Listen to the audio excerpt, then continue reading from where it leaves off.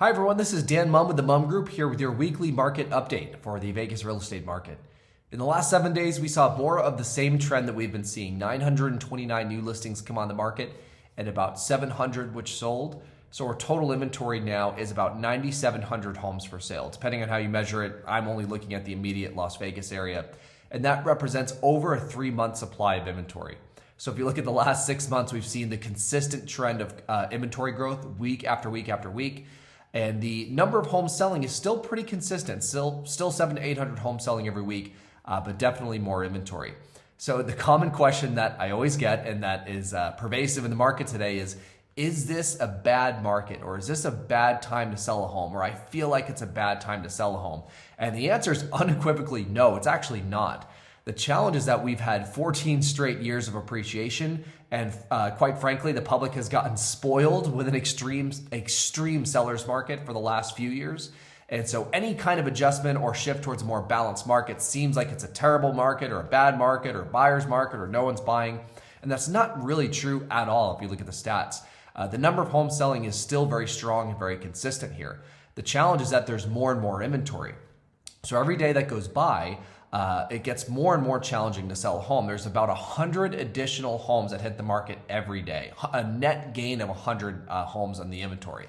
So for the sellers who start too high on their price and they're hoping to reduce their price later or using that as a strategy to leave some room to negotiate, it's really a bad strategy because by the time you start, from the time that you actually consider making an adjustment, there could be an additional 2,000 homes for sale from the time that you started, and that price might not even work anymore.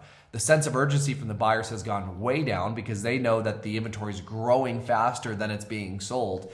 So there's really no reason for them to rush at all when it comes to selecting a property. But it doesn't mean that it's a bad market. If you look at the median closed price, the prices haven't changed just yet, really. The actual homes that are selling, that is, are still selling close, within 5% of where they were at the peak. Now, this might affect closed prices. If this trend continues, you will start to see that go down. But for sellers who are smart and positioning themselves ahead of the change and not chasing the market down, you could still capitalize and get a great price. In fact, a historically extreme high price in most cases. It hasn't really changed a whole lot.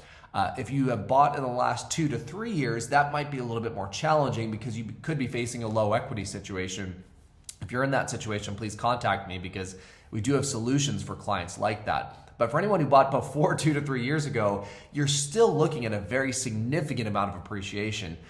Even clients who bought new construction in the last 2 to 3 years, in some cases are still breaking even, which is very unusual. If you just look at a flat market, if you buy a brand new house and try and sell it within 2 years, very often you're losing a lot of money in a normal market. In our market, there's still sellers who are getting close to breaking even. So it doesn't mean that we're currently facing a very bad market. It just means that you have to be realistic. If you have any questions on this, please let me know, and I'll talk to you next week. Thanks so much.